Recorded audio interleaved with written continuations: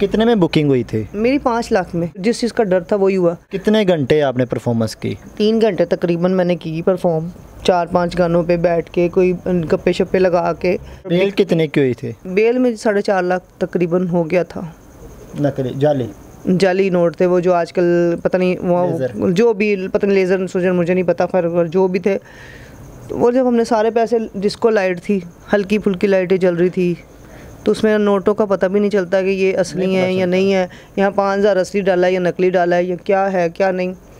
मेरा मकसद ये कहने का है कि हम फील्ड की औरतों को चूने कब तक लगते रहेंगे? हमें जिसका दिल किया जो मर्ज़ी कह के चला गया, अच्छी हैं बुरी हैं गंदी हैं रंडी हैं, क्या है हम? मतलब कभी स्टेज पे बुरा हो रहा है, कभी यहाँ पे बुरा हो रहा है, कभी कहाँ पे जाएं फिर हम? अब हमारे नखरे इतने ज़्यादा हैं, कितना को कम करें? कितना भी कम करके 2 लाख से फिर भी नहीं गुजारा होगा। अगर हम शादी करते तो हम कहते हैं जी हमारा बंदा कम से कम अच्छा कमाए, तो हम फिर शादियाँ करती हैं। किसी से दोस्ती कर ले तो वो बंदा हमारे, अगर हम दोस्ती भी फ्री में भाई हमें नज़र आता है तो हम किसी से शादी करें या दोस्ती करें।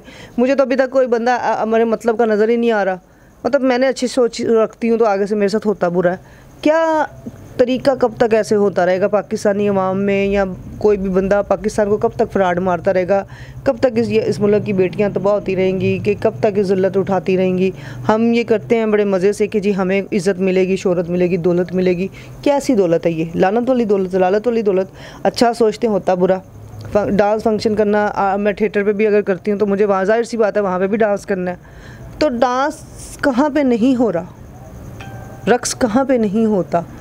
ठीक है, अगर मैं बुरा करती हूँ तो मुझे बताएं मैं कहाँ पे गलत हूँ। मैं जिस्म तो नहीं बेचती। अच्छा मैडम, माजरत मैं आपकी बात काट रहा हूँ, मुझे बताइएगा 3 से 4 घंटे परफॉर्मेंस किया आपने, इसके अलावा और क्या कुछ हुआ वहाँ पे? उन्होंने मोबाइल तो जाते ही पकड़ लिए थे मुझसे। अच्छा मुझे बताइएगा मोबाइल पकड़ने की क्या वजह थी? कभी ऐसा हुआ नहीं कि परफॉर्मेंस का मोबाइल पकड़ लिया? मैंने ना, उन्होंने मोबाइल पकड़े क्योंकि मेरी आदत है वीडियो बनाने की। मुझे जगह अच्छी लगी, मैंने कहा वीडियो बनाती हूँ, तो उन्होंने मुझे वीडियो बनाने का मौका ही नहीं दिया। उन्होंने मोबाइल पकड़ लिया, प्लीज़ आप मोबाइल रख लें, हम ज़रा वीडियो शीडियो से बड़ा डरते हैं। डरना मुझे चाहिए था। क्या फनकार है? क्योंकि मैं एक आर्टिस्ट हूँ, नाम चाहे छोटा है चाहे बड़ा जितना भी है। मैं डर रही थी कि यार ये बंदे मेरे से शायद ठीक है सेफ्टी कर रहे हैं। मोबाइल साइड पे रख दिए, सारा कुछ फंक्शन वगैरह कंप्लीट हो गया, हम अब जाने की तैयारी करने लगे तो मुझे कहता मोबाइल दें। मैंने मोबाइल दिया, जिस नंबर में उनका नंबर था। आप ज़रा एक सेकंड मेरा नंबर खोलेंगे? मैं नंबर खोला, उस बंदे ने अपना पूरा नंबर, मिस कॉल सब कुछ डिलीट कर दिया, इवन नंबर ही उड़ा दिया। तो मैंने कहा ये आपने क्यों किया ऐसा? मुझे नहीं था पता कि नोट नकली थे, इस वजह से उन्होंने किया है कि हमारा पता ना चले। ऊपर से हमें पता भी नहीं हम किस साइड पे आए हैं, ठीक है, और ना हमें कोई खबर, क्योंकि आगे तो मुझे बताइएगा बुकिंग किस तरह से हुई, किस तरह से इन लोगों ने आपसे रब्ता किया? यहाँ से हम गए हैं गाड़ी पे, ठीक है, आगे इस्लामाबाद से गाड़ी हमने कहा चलो हम इनकी तरफ जब हम गए, अपनी गाड़ी नहीं लेके, गलती हमारे से ये हुई ना। अगर हम गाड़ी लेके इनकी तरफ जाते तो जाहिर सी बात है पता तो चल ही जाना था किधर किधर से घुमा के लेके गया हमें। अच्छा ये भी नहीं पता चला किधर किधर से लेके गया? किधर किधर से घुमा के लेके गया। हम बेसिकली ब्लू एरिया साइड पे गाड़ी रुक गई है, ठीक है। मेरी ऑलरेडी वहाँ पे 2 मतलब जानने वाले भी थे, तो आगे हम ना गए ही नहीं है, क्योंकि वो कहते हैं ना प्लीज़ ज़रा यहाँ पे ना ज़रा एहतियात करें, फैमिली है तो गाड़ी शाड़ी शो आएगी तो कहेंगे पता नहीं किसकी गाड़ी आ गई। हमने कहा बड़े शरीफ है जो डरते हैं ना, तो उनका हम ख्याल मैं करती, मैं कहा ये इज़्ज़तदार है, इसका मतलब ये हर चीज़ से प्रेस कर रहे हैं।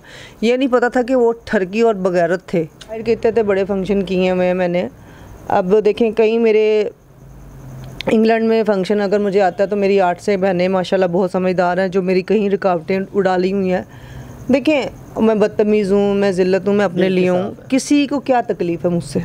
अगर आपको मेरी बहनों अगर तकलीफ़ है तो मुझे मेरे मुंह पे बात करो। मेरी गंदी बातें आपको नहीं अच्छी लगती तो मुझे साल हो गया छोड़े हुए। मैं फ़ेमस होने के लिए सारे स्टैंड किए थे, मैंने कपड़े उतार के फ़ेमस नहीं हुई, मैंने डायलॉग गंदे बोले हैं उससे मैं फ़ेमस हुई हूँ, ठीक है।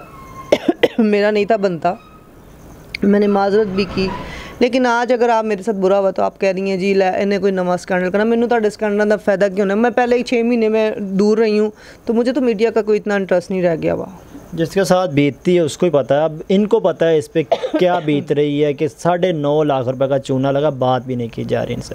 बड़ी मुश्किल से इनको हमने इंटरव्यू के लिए बनाया है। मैडम कुछ कहना चाहेंगे मज़ीद? नहीं, मैं यही कहूँगी कि प्लीज़ जितनी भी मेरी बहनें हैं परफॉर्मेंस करती हैं, डांस करती हैं, चाहे वो छोटी मिडल से हैं चाहे वो हाई लेवल पे हैं, प्लीज़ आजकल नोटों की बड़ी करेंसी जाली फिर रही है, मेरी आवाज़ उठाने का मकसद ये नहीं कि मैं आप लोगों से इंसाफ मांगती हूँ, इंसाफ मुझे किसी से भी नहीं चाहिए। मुझे सिर्फ ये चाहिए कि आप लोग एहतियात करें, जहाँ से भी नोट देती हैं देखें कि असल है कि नकल है। ख्याल करें कोई आपके साथ धोखा ना कर जाए। आपकी इज़्ज़त पे डाका डालने से पहले आप सोचें, अपने आप को सेफ़ रखें, कोशिश करें कि यार ऐसे लोगों से दूर रहें बस।